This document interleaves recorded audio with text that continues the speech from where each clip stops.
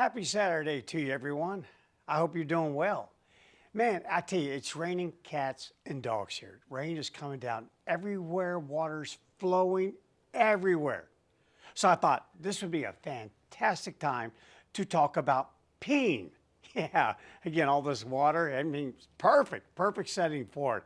Well, reason why I want to talk to you about peeing is, of course, I always try to come up with videos to inform you more about your dog in a variety of ways to help you train them, but also to help live with them and live with yourself. In other words, take some of the pressure off. Gosh, we're all the time have so much pressure put on us with our dogs. And I find that this is one that's really not necessary. And let me talk to you a little bit about it. First of all, I'm gonna tell you a story. So a lady came in to see me with her dog. And anytime someone comes to Bryan, I immediately try to identify the pain point. Where's the pain point? I understand that you have some wants, but I really try to filter down to those needs that you have. And then also, what is the greatest need? What is your pain point?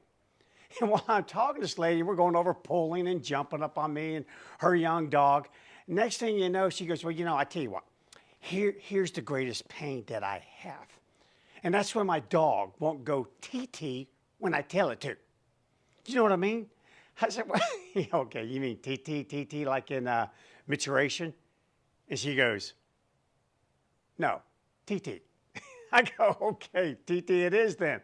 All right, well, the problem is that she was taking her dog out to go TT, and of course the dog didn't.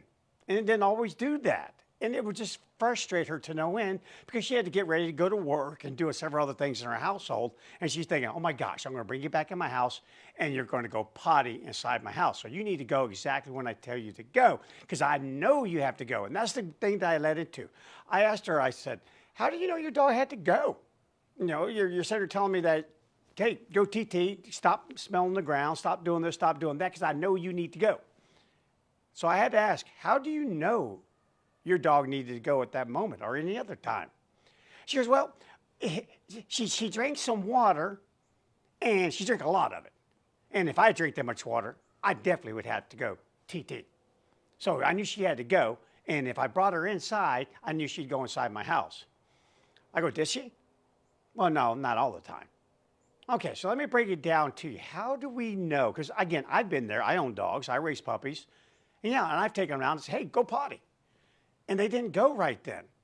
And you're sitting there thinking, yeah, I did the same thing. I'm going, okay, well, wait a minute. It was about 3 or 4 hours since last time you were out, and I think you need to go. But do we really know that they need to go? So let me just show you a few things I think that you'll find very interesting. First of all, I've always said, dogs use their urine. Wolves use their urine. They use it as a tool. It's a chemical message. It's like laying a text or billboard for everyone to read using urine. And wolves also use it as a navigation beacon, kind of like a Hansel and Gretel breadcrumb trail. Don't think for a second they always hang out on their territory. And again, territories aren't just grocery stores. They're a safe dwelling place to raise my offspring, which means if there's no groceries in my store, at least I got protection for my offspring. I need to go travel somewhere else and use their grocery store. No guarantee they know where that somewhere else is. They're kind of going to move where the game moves. And whenever they're traveling across territories in which they're unfamiliar, they will often leave urine trails behind them unless they feel that they are in a very active area preoccupied by other wolves. But for the most part, they'll just drop those little urine droplets. And again, you can watch your own dog moving down a sidewalk and sometimes just look behind you. Be surprised in an unfamiliar area. I've seen Captain do it many times in his predecessors, a breadcrumb trail. So they use their urine. I take Captain on a walk, kind of like what you saw in the video last week, and he'll pee 50 times. 50, I guarantee, on at least 50 darn trees. And you're thinking, oh, you got to be out. And sure enough, you look and you go, he's not out. That's amazing. So how does this happen? Because I certainly couldn't do that, and my client couldn't do that, and I bet you couldn't do that either. So here's what's going on here. First of all, let's talk about bladders. And up here on my little board here, this is my little human figure over here, my biped, and this is my quadruped, the dog. And these little purple dots represent bladders. Don't pick on me for my art here. Just go with me on this. Okay, what happens is this. Whenever our bladders start to fill up with urine, then there's this big muscle that surrounds your bladders called the detrusor muscle. And that thing, when it senses tension as it gets tighter and tighter and tighter. And when it does, mechanoreceptors send afferent signals, meaning little messages up to the old brains up here called the old forebrain on dogs and humans. And the forebrain is a gigantic part of your brain, has many functions, has many parts of its brain like the hypothalamus, the limbic system, and so on and so forth.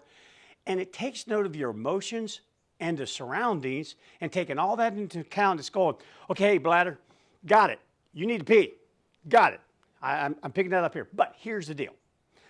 I'm smelling some trees over here, and I need to kind of go over here to these trees and do this, or I'm kind of a little concerned about this area going pee here, so therefore I'm just not going to hold it right now. So it's the forebrain, the mechanoreceptors send a signal up to the brain, the forebrain, just to your dog. It then determines pee or not to pee. Either inhibit the contraction of the sphincter muscles or not. Either relax everything, allow continence to be inhibited at that time. So the forebrain will determine that. Well, in my client's case, the dog is sniffing the surrounding area. It's exploring. It's a young dog, learns through free exploration. It's checking out the mulch. It's checking out flowers. It's checking out a bird and a squirrel and another dog going by. All the things that we all encounter with our dogs.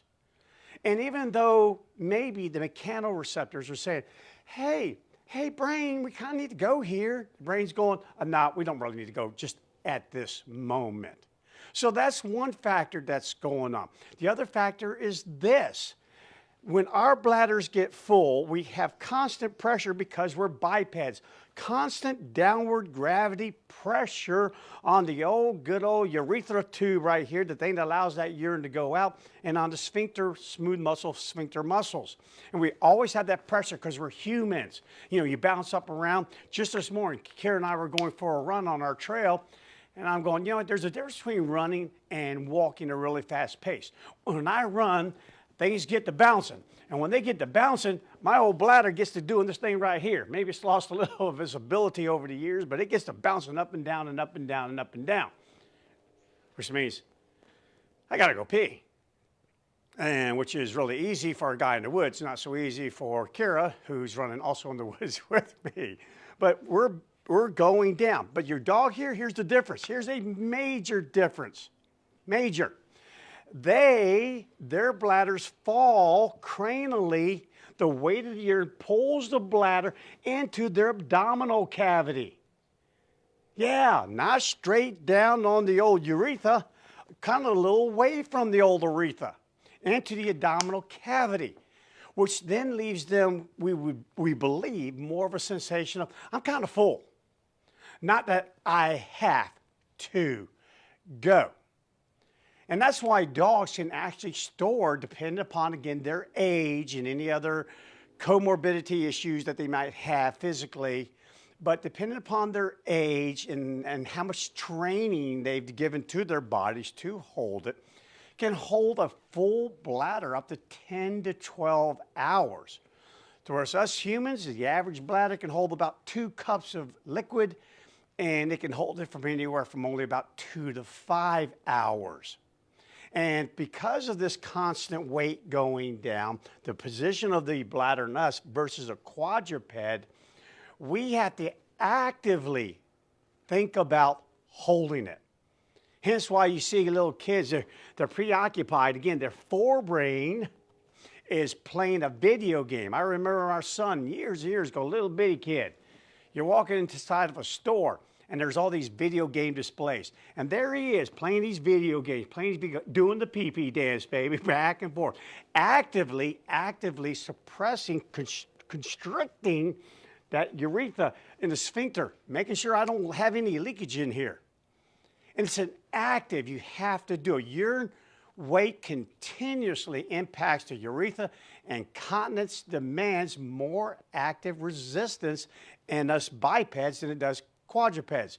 So of course he's playing the video games, his forebrain's taking note of the surroundings, his emotions at that moment. He's super excited about playing the game. All of a sudden I say, hey, you got to wrap that game up because we have to go. Wraps up the game. We start to walk away. And sure enough, 10 feet away from that video game, Daddy, I have to go potty. And there you go. And the same thing happens for our dogs, except on a larger scale. They have passive resistance. Passive, much more passive resistance and holding it versus our active resistance simply due to our physiology. So now young pup goes in yard, explores everything and thinks about anything and everything other than actively going pee, and they don't go all the way. You bring them back into the house. They're bored. The forebrain now takes note of this surrounding and goes, you know, I think I have to go. Yeah, I need to pay attention. Yeah, I know. Yeah, the bladder, you've been screaming at me for like the last 30 minutes. Okay, now I'm going to go ahead and let it go. And they do. So keep all this kind of stuff in mind. It's just different for them. It's different the way it falls into the abdominal cavity. They can indeed hold it longer. Nature gave them that ability.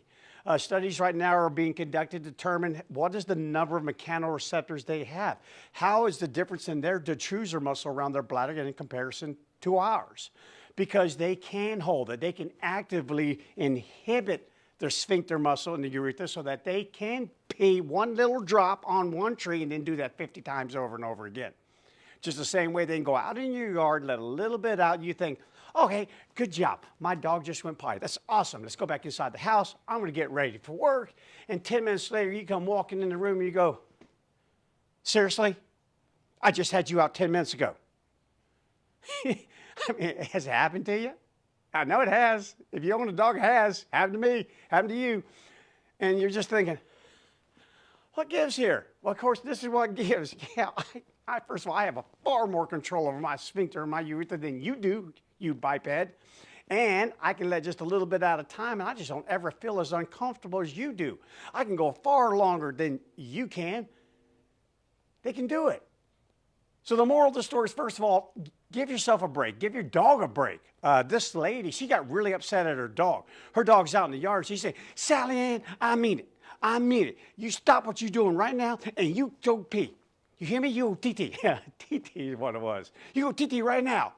And then when the dog went to it, that's it. Get inside the house right now. She was really upset. So now, of course, the dog's really, the forebrain's really going. Probably going to do anything and everything but go potty.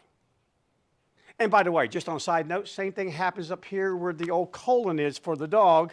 Right up here, it falls cranially into the abdominal space. So again, it takes weight off of there. So keep in mind, their anatomy is different than yours. Anthropomorphism, it's our friend and it's our enemy, and it's more our enemy in this case. We think, okay, I see my dog drink a lot of water, my dog has to go potty, and it's got to go potty within a few minutes, because certainly I would have to go potty under the same conditions. Not necessarily. They can hold it longer, and they can do it, and it's not inhumane to make them hold it longer. Definitely dogs need to have about 5 or 6 good potty breaks per day. Just like you'd probably have even more yourself, depending upon how you drink, if you're cold, if you're hot, so on and so forth. Be fair about it. Be humane about it. But don't always get on your dog's case when you take it out to go potty, because it may not need to go potty like you need to. I think I can hold this a little bit longer. So give your dog a break. Bring your dog in the house if you're convinced, well, okay, you need to go because you always go at this time, but you're not going this time today. Supervise your dog. Keep an eye on your dog. See if they're about to go potty in your house. If you're in housebreaking, be ready to correct the dog if it tries to go potty in your house. If you can't watch it and you're absolutely certain that your dog needs to go potty, then put your dog up. Contain it in a space that makes going potty for your dog a very uncomfortable and non-beneficial situation. Usually a tight space. These are very clean animals, a tight space. And just because they're outside doesn't mean that they're always going to go, because there's a lot of stuff outside. I'm looking out here right now, and I tell you what, there's a lot going on. There's a couple of geese right over here. I just saw a squirrel run down that trail right before I hit the start button on this live video. My dogs go out there, they're preoccupied. And then when they come in, they're not so preoccupied, the forebrain relaxes, and there you have it. And by the way, on that old forebrain thing there, where it contains the limbic system, the emotions, I've talked about before, the arousal column goes up, you go over and pat the little dog on the head, and next thing you know, leakage. Leakage. And that's because immediately it is pee or not to pee, and the forebrain says, pee, pee, this has kind of gotten out of hand, and need to get all that extra fluid out of the bladder right here, right now, in case we need to run. I don't want to be carrying all this extra weight with me. But again, I don't want to make this too complicated. Just know they're different than we are. We're built differently up and down. They're built quadrupedal, so they have a horizontal, falls into their cavity, which makes them feel more full than I really have to go, which then means, hey, relax. Relax. They don't always have to go when you have to go. They just don't. Okay, so keep that in mind. And lastly, just the last review real quick. Give your dog a break. Give yourself a break. If you're really convinced, supervise them. When you can't supervise, contain them. Keep working with your house, break it, and keep on moving on down the road. Anyway, I thought you'd find this interesting, and I'm going to get out of here because I have to go.